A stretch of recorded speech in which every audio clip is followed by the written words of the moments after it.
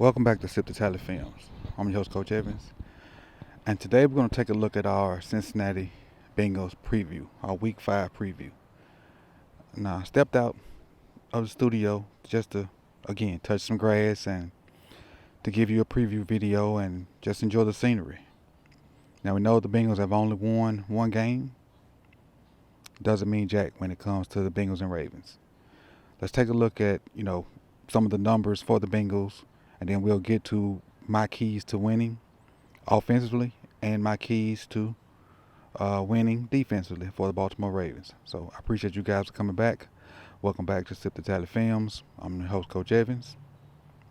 Let's get started.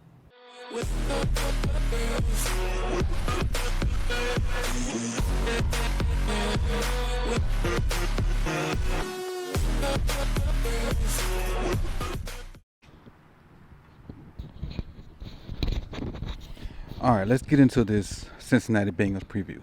And so first, what we're going to do is we're going to talk about some of their PFF grades. Then we'll get into the actual numbers of what the Bengals present to the Baltimore Ravens this coming Sunday at 1 p.m. But if you're new to the channel, if you like the video, like the video.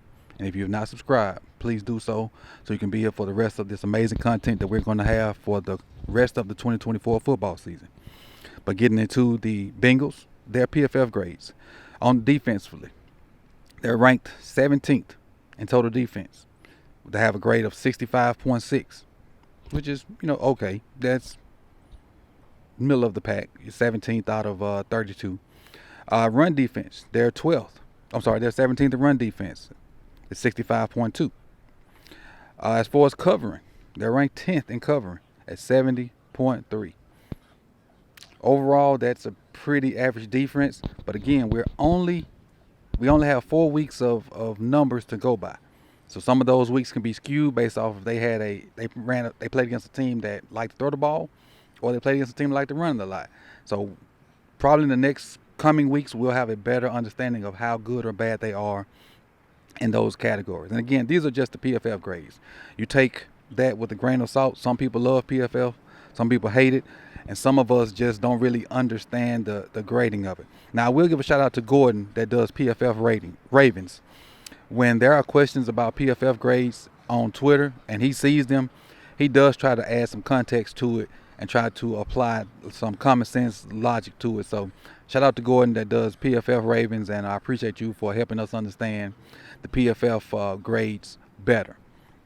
But let's get to the actual numbers. And these numbers are from NFL Pro. They're 15th, and this is defensively, 15th in yards per game. That's 326.8 yards. And if you hear that noise, those are ducks. Just so you know, those are ducks that are around me. 326.8 yards per game. That's 15 in the NFL. They're 11th in passing yards per game, 181.3.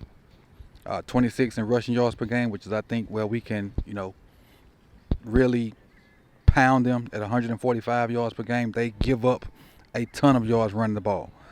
26 out of 32, which is toward the bottom of the league. So we definitely can do some damage there, especially with what we put on tape last week. So, again, we'll talk about the running game here in a little bit. Points per game, 26. I think if we score 26 points versus the Bengals, I don't think there's no way they can score 26 on us. But that's my 2 cents. EPA per play. And again, this is defensively. They're 26 at plus 0.6. And then they're 23rd in blitz rate at 21.5%. Now, as far as the individuals on that side of the ball, they have 2 of the top tacklers in the NFL. What that tells me is these 2 guys, they get their job done, but that means those guys up front ain't really getting the job done in front of them. And so Logan Wilson is 4th in the NFL with 43 tackle football. Some would say they're dirty. I'm going to just say they play hard. Wilson is the guy that injured Mark last year with the drop hip, which is one of the reasons why the drop hip tackle is supposed to be outlawed. I don't think it's been called in the NFL yet this year. I haven't seen it called. But Logan Wilson is one of the guys that supposedly the reason why we don't have it anymore. So it is what it is. Then you think about Trey Henderson. Trey Henderson is as much, but they can switch sides. So just assume that they put Henderson on the right side, and that would be with Rosengarten or McCarry or Rosengarten or McCarry. He's going to shut Henderson out, but I think he can hold his own in the pass game. Rosengarten had a very good last week for me. I think he'll get better with reps. I think if he starts, this is a really good test for him in the run game and the pass game, because Henderson is one of those high motor guys. He is not Max Crosby, but he kind of puts me in the mind frame of Max Crosby, and we know Rosengarten had a little success versus Max when he got to play against the Raiders. On the back end, Cam Taylor-Britt. Now, these numbers are kind of misleading. Cam Taylor-Britt has allowed 191 yards. Doesn't mean that he's the guy that you want to pick on. He's not the find the sucky player and go at him. From what I've seen so far, on the other side, they've been playing Dax Hill, who's kind of a hybrid, situation with cornerback and safety and whatnot. But Cam Taylor-Britt is not the guy that you want to constantly pick on, even though he's giving up 191 yards. So take that with a grain of salt, and then we'll go from there. Now on the offensive side, we'll kind of do the same thing. Start off with their PFF grades. 17th total offense. And we know the offensive side of the ball is their better suit, so their grades are going to be higher. Their numbers are going to be higher on the offensive side. With a 72 grade on offense. They're third in passing.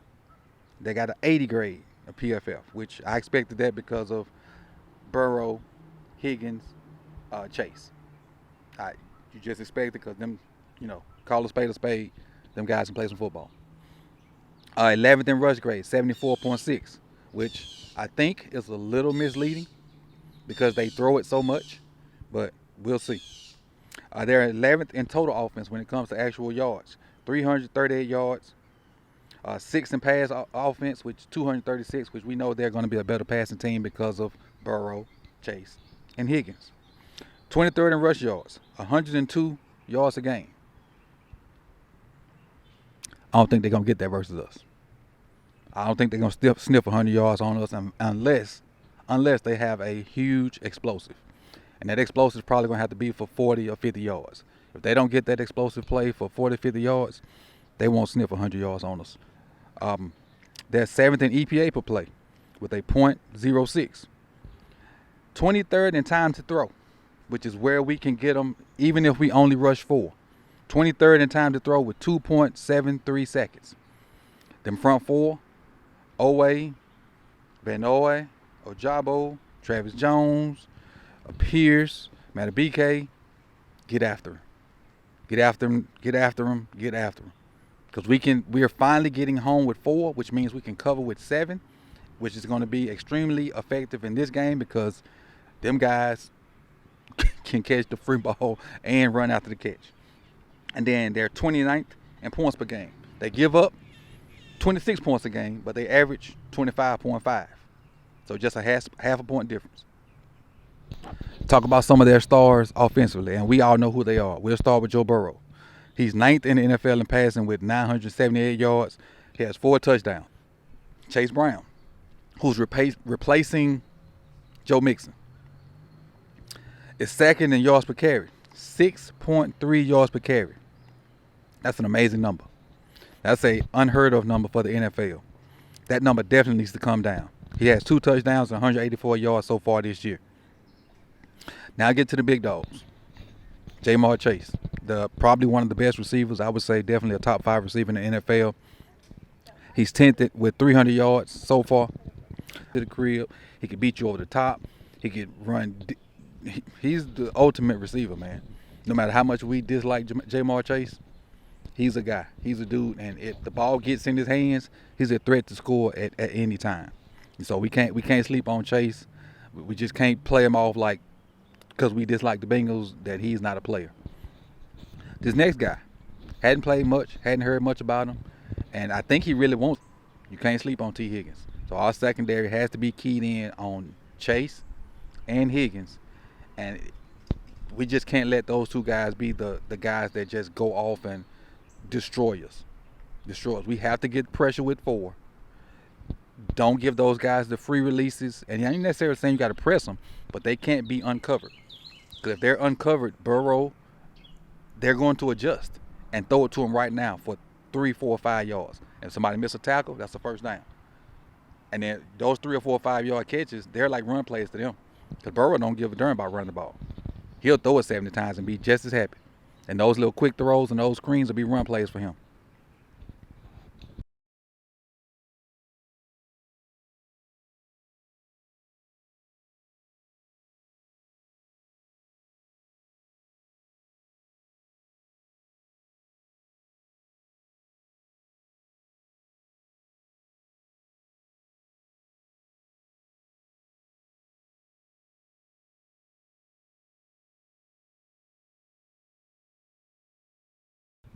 Let's talk about our ways I think we can win defensively.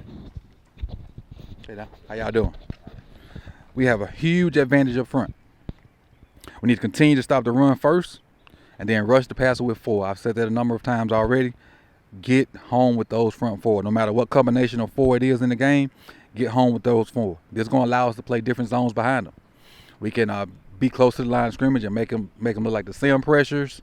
We can play, undercover, like 2 deep, 4 under, 3 deep, 3 under, a bunch of different coverages to go along with it. The thing is, we can't get caught in man. If we get caught in man and Chase and Higgins and Burrow see it, that may be a problem.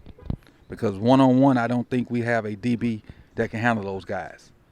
We may, one-on-one, but I don't think we got a DB that can handle those guys consistently one-on-one. For plays here and there, yes. But consistently one-on-one, no. So get home with those front 4, play the different coverages, and get after Joe Burrow like that. Cut the head off.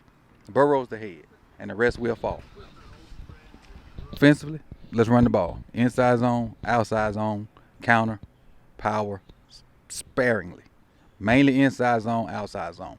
Week 1 and 2, we saw counter and power was not our key. Weeks 3 and 4, we saw the more we ran outside zone and inside zone in duo, we had a better product on the field. I think the offensive line has gotten incrementally better over the weeks. So let's just keep that going. If Falele, Rosengarten get a little bit better this week, I can see us, having just as good a run game that we had last week. Not saying Derrick Henry's going to get 200 yards, but, 20 carries for 140 would be great.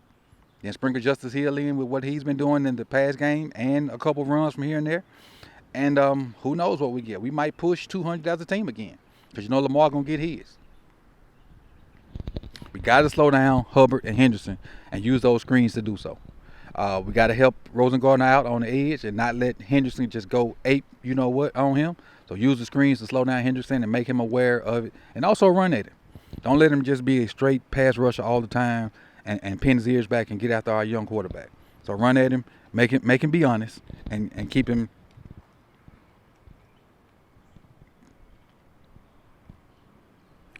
square. Don't just let him pin his ears back and get in that track stance and go. Lastly, offensively, and this is a little bit petty of me, attack Geno Stone with Isaiah Likely or Mark Andrews. Like, last year we crowned Geno Stone because he was getting those interceptions, and we kept trying to tell people, Geno Stone's a backup for a reason. And he did make the most out of his opportunities, but I still think he was a backup for a reason. And you see, when Marcus came back, Geno Stone went to the bench. Now, Geno Stone transferred that into a huge payday, which is, I'm cool with that. Hey, get your money, big dog. But I still think Isaiah Likely and Mark Andrews can destroy that young man in coverage. So when we do throw the ball, attack Geno Stone. Lastly, offensively, play action. Play action, play action, play action. Whether it be boot or straight play action. We're running the ball too good not to use play action. All right? And find a deep shot in there somewhere to get them off the line of scrimmage. One last thing, use Wilson's and Pratt's over aggression against them. Those are the keys offensively and defensively. Got a few insights I'm going to throw on the screen right here at the end. But that's my Bengals and Ravens preview for Week 5, man. I appreciate y'all for coming out. Y'all could have been anywhere in the world, but y'all chose to be here with me at the lake with the ducks and the people walking. And I'll see y'all soon, man. Peace and love.